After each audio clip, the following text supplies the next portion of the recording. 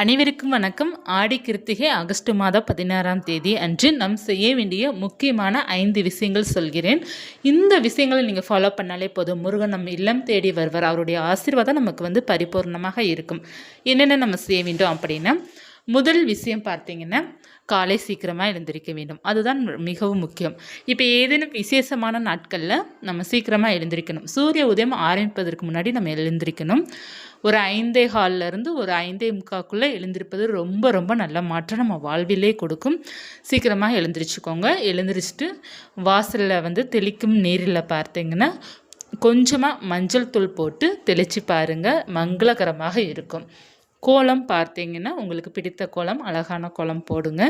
போட்டுட்டு நிலை வாசலில் பார்த்தீங்கன்னா மஞ்சள் கொஞ்சம் கரைச்சி வச்சுக்கோங்க. அந்த மஞ்சளில் கொஞ்சம் ஜவ்வாது பொடி, கொஞ்சம் சந்தனம், பச்சை கற்பூரம், அந்த பொடி கொஞ்சம் நீங்கள் கொஞ்சம் நுணுக்கி போட்டு மிக்ஸ் பண்ணி நம்மளுடைய நிலை வாசல் கதவு இருக்குது பார்த்தீங்களா, அங்கே ஓம் அப்படிங்கிறது நம்ம எழுதணும், வரையணும். அதை நம்ம வரைஞ்சிட்டு எழுதிட்டு அதற்கப்புறம் பார்த்தீங்கன்னா நிலைவாசலில் உங்களால் முடிஞ்சால் விளக்கேற்றுங்க. அப்படி இல்லைன்னா மஞ்சள் குங்குமம் மட்டும் பொட்டு வச்சு பூக்கள் வைங்க. அடுத்து பார்த்தீங்கன்னா, நீங்கள் குளிக்கும் நீரில் நம்ம சேர்க்க வேண்டியது என்ன அப்படின்னா, எப்போதுமே விசேஷமான நாட்களில் கொஞ்சம் ஒரு சிட்டிகை அளவு மஞ்சள் தூள் சேர்த்துட்டு, அடுத்து பார்த்தீங்கன்னா 2-3 கல்லுப்பு சேர்ப்பது ரொம்ப நல்லது. அடுத்து நம்ம இந்த ரோஸ் வாட்டர் இருக்குது பார்த்தீங்களா, பன்னீர், ரோஜா இதெல்லாம் இருக்கும் பார்த்தீங்கன்னா, அதெல்லாம் கொஞ்சம் சேர்த்து நம்ம குளிக்கிறோம் அப்படின்னா நமக்கு இருக்கிற அந்த நெகட்டிவிட்டிஸ்லாம் வெளியாகி நமக்கு நல்ல ஒரு புத்துணர்ச்சி நமக்கு கொடுக்கும். எப்போதுமே குளிக்கும் நீரில் ஏதேனும் பொருள் கலக்கும்போது நம்ம ஓம் சரணபவாய நமக்கு அந்த மந்திரத்தை, முருகனுக்கு ஏதேனும் நிறைய மந்திரங்கள் நாமங்கள் இருக்கு இல்லையா, அந்த நாமத்தை சொல்லிவிட்டு நம்ம அந்த தண்ணீரை ரெடி பண்ணுறோம் அப்படின்னா முருகனுடைய அருள் நமக்கு பரிபூர்ணமாக இருக்கும். அந்த தண்ணீர் பார்த்தீங்கன்னா புனித நீர் மாதிரி நமக்கு அது நம்ம குளிக்கும்போது நமக்கு இருக்கிற அந்த கெட்ட எண்ணங்கள், அதாவது நெகட்டிவ் எனர்ஜிலாம் இருக்கும் பார்த்திங்கன்னா, நமக்கு தேவையில்லாமல் கெட்ட கனவுகள் வருது, தேவையில்லாமல் நெகட்டிவாக நமக்கு யோசிக்க தோணும், ஓவர் திங்கிங் சொல்லுவோம் இல்லையா, அதே போல் அந்த எண்ணங்கள்லாம் நம்மளை விட்டு விலகிடும். இது 3வதாக நீங்கள் செய்ய வேண்டியது.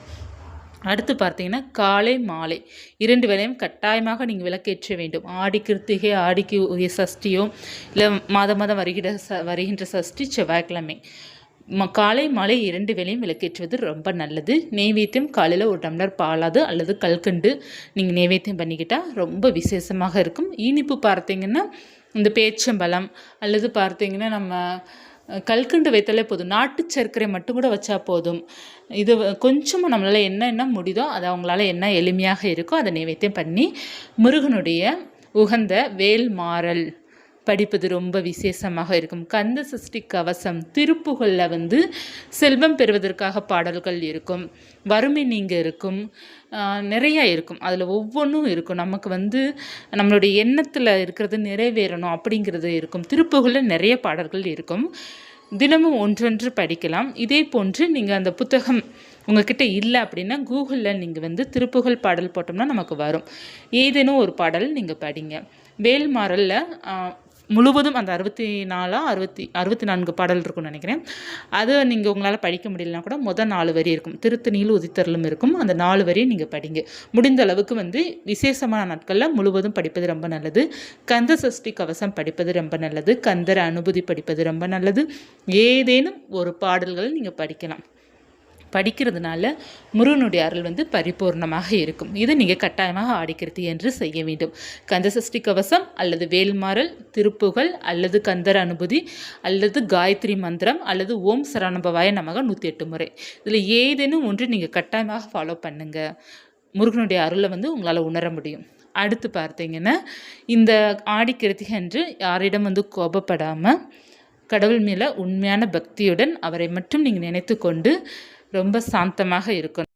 வார்த்தைகள், நெகட்டிவான வார்த்தைகளை நம்ம வாயால் சொல்லக்கூடாது. இந்த நாளை ரொம்ப சிறப்பாக முருகனுக்கு உகந்த நாள், இது உங்களுக்கும் உகந்த நாள் அப்படிங்கிற மாதிரி, உங்களுக்கு பிடித்த நாள் அப்படிங்கிற மாதிரி இந்த நாளை நீங்கள் சிறப்பாக நீங்கள் கொண்டாடணும். ரொம்ப எளிமையான வழிபாடு தான். முருகனுக்கு அவருக்கு உகந்த பூக்கள் செவ்வரளி பூக்கள், செந்தாமரை பூக்கள், மற்ற ஏதேனும் பூக்கள் கிடைத்தால் கூட போதும். எந்த பூக்கள் கிடைக்குதோ அந்த பூக்களால் நீங்கள் அலங்காரம் செய்துக்கிடணும்.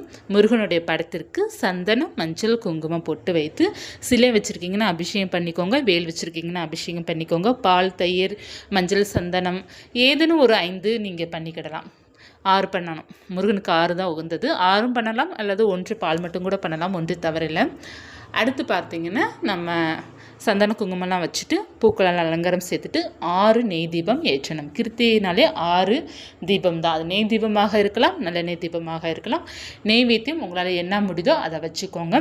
ஏன்னா ஆடி கிருத்திகை நமக்கு கோகுலாஷ்டமி வேற இருக்கிறதுனால ஏதேனும் ஒரு பால் பாயாசம் வீட்டில் பண்ணுங்க, அல்லது சர்க்கரை பொங்கல் செய்து பாருங்கள். ரொம்ப நல்லது. செய்து நம்ம நெய்வேத்தியம் பண்ணணும், சுவாமிக்கு பண்ணிவிட்டு நம்ம வழிபாடு செய்யணும். முடியுதோ அப்படின்னா வெற்றிலை பாக்கு, வாழைப்பழம், தேங்காய் உடைச்சி வைக்கிறதுலாம் ரொம்ப விசேஷமானது. இதெல்லாம் உங்களுக்கு நேரத்துக்கு ஏற்றது போல், உங்களுடைய வசதிக்கு ஏற்ப போல் உங்களால் எவ்வளோ சிறப்பாக கொண்டாட முடியுமோ அவ்வளோ சிறப்பாக நீங்கள் கொண்டாடிக்கலாம். இதுதான் நமக்கு பேசிக்காக நமக்கு எளிமையாக நம்ம வழிபாடு செய்கின்ற ஒரு எளிமையான வழிபாடுன்னு நான் சொல்கிறேன். இது ரொம்ப எளிமையானதான். முருகனை நம்ம மனசில் நினைத்துட்டே இருக்கிறோம் அப்படின்னா அவருடைய அருள் நமக்கு இருக்கும். அந்த நாள் முடிவதற்குள்ளே உங்களால் முருகனை உணர முடியும். ஏதோ ஒரு பாசிட்டிவ் வைப்பு உங்களுக்கு கிடைக்கும். ஹாப்பியாக இருக்கும், மனசு மகிழ்ச்சியாக இருக்கும். இதை மட்டும் நீங்கள் செய்து பாருங்கள், உங்கள் வாழ்க்கை நிச்சயமாக மாறும். முருகனுடைய அருளோடு நீங்கள் என்ன வேண்டுதலுக்காக ஆடிக்கிருத்தி என்று வழிபாடு செய்கிறீங்களோ அது நிச்சயமாக நடக்கும். இந்த பதிவு உங்களுக்கு பயனுள்ளதாக இருக்கும்னு நினைக்கிறேன். நன்றி.